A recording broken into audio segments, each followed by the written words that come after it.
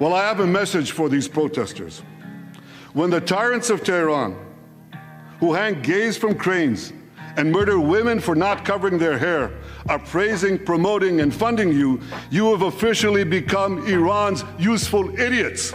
Benjamin Netanyahu is an Israeli politician, serving as the Prime Minister of Israel since 2022. He is a controversial figure, praised by some for his leadership and criticized by others for his policies and legal troubles. Let's play some clips of his current and past speeches, along with reactions from people who support him and people who don't.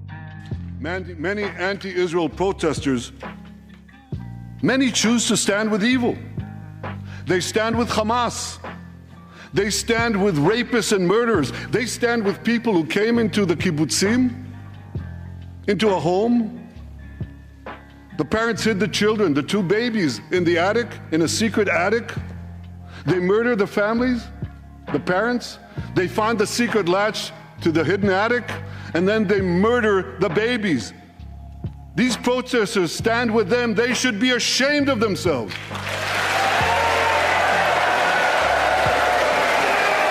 Iran is funding the anti-Israel protests that are going on right now outside this building. Not that many, but they're there, and throughout the city. Well, I have a message for these protesters.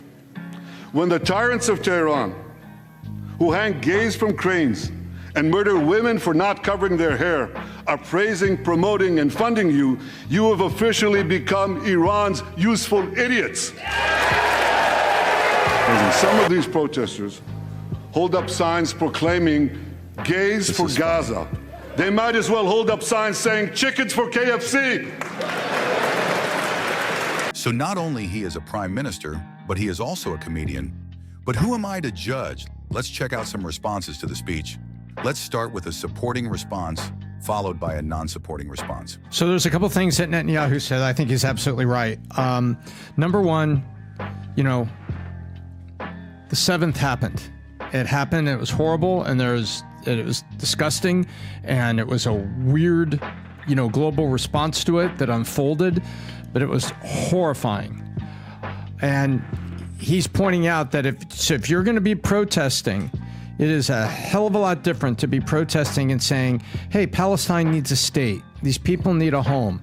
No one's going to disagree with that. Now, is the state get carved out of your backyard? Okay, different question.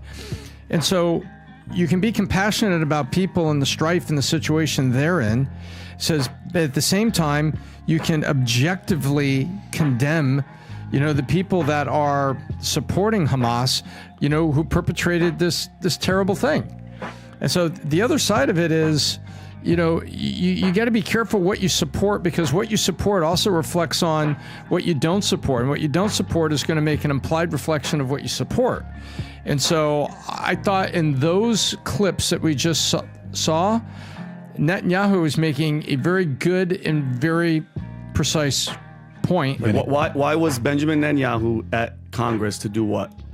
Well, he wanted garner American support. Foreign policy from his side, along with the economic and military aid that comes with that. Exactly. He wants. Right. The last time I remember him in Congress was 2002. Rob, I sent you the clip. He claimed that Saddam Hussein had nuclear weapons and that he developed them from Russian scientists. Okay, and then he goes to suggestion that murdering and overthrowing Saddam would bring peace to the region. And then he said, what was the quote that he said? People, give me 1 second. He said he guaranteed it would have positive reverberations in the region. It did the complete opposite. Rob, you could play this.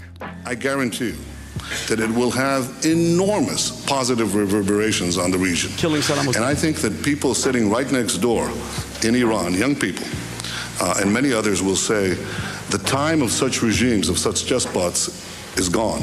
There is a new age. Something new is happening. And that is speculation on your part, or you have some evidence to that effect? I was asked the same question in 1986. I had written a book in which I had said that the way to deal with terrorist regimes, well, with terror, was to deal with the terrorist regimes. And the way to deal with the terrorist regimes, among other things, was to apply military force against them. The way we did in Afghanistan. The way, for example, I want to answer your question. Well, I guess I'm running out of time, so I quickly was trying to get there. We've done, I think, what you propose in Afghanistan, yet I haven't seen that sort of neighborhood effect. Well, I think there's been an enormous effect. Really? The effect was, we were told that there would be a contrary effect. First of all, people said that there would be tens of thousands of people streaming into Afghanistan, zealots who would be outraged by America's action, and this would produce a counter-reaction in the Arab world. But I think you're now saying that when you take an action like we did in Afghanistan, we're going to see all the other countries just fold. No, what we saw is something else. First of all, we saw everybody streaming out of Afghanistan. The second thing we saw is all the Arab countries and many Muslim countries trying to side with America, trying to be okay with America. The application of power is the most important thing in winning the war on terrorism. If I had to say, what are the three principles of winning the war on terror? It's like, what are the three principles of real estate, the three L's, location, location, location? The three principles of winning the war on terror are the three W's, winning, winning, and winning.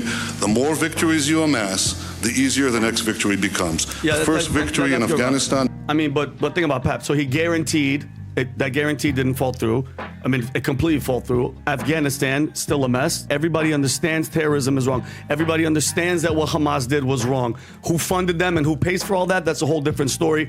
And going back to us not even knowing, nobody knows what happened on October 7th, meaning why. And that's a whole conversation we've had 100 times. Nobody knows but we are where we are. I think the protesters are bought and paid for. They're bussed in, and we have a video that we could show PBD about that. And I get it, but it's like, what is the ultimate goal? We all get it. This war on terror, there's no face to it. It's been going on for how long? Terror. These guys are what? These guys are the and by the way, protesters. yeah, these guys. Who's paying for this? Who is paying for these losers to show up, support Hamas? Okay, burn American flags. Who's paying for this? He told you who. No, Iran. And hold on, ready for this, Adam? So he's in Congress in front of the Biden regime. Showed a burning of the flags, Yeah, Rob. yeah, which pisses me off so much, Pat. And then Adam, what I'm saying is this Biden regime that he's in front of, and they're all cool with. Who released that $6 billion, or how much was it, Adam, to Iran this year? Who was it? Joe Biden. Joe Biden. Okay, so I don't want to hear all this. Oh, they're supporting. We're not supporting. They're funding this. All these people, and this is again the border as well, because the people that are masked, who knows where the hell they are? Who knows where the hell they come from? Who's paying for this? Where does this come? This isn't organic. This is paid for. This is somebody wants this to be seen, and obviously it's election year. But so that, because that's exactly what you have to do is pick. You have to pick a side. I don't want anybody dying, Adam. I don't want any war, but I want answers for why we are where we are. Period. Is that bad to ask?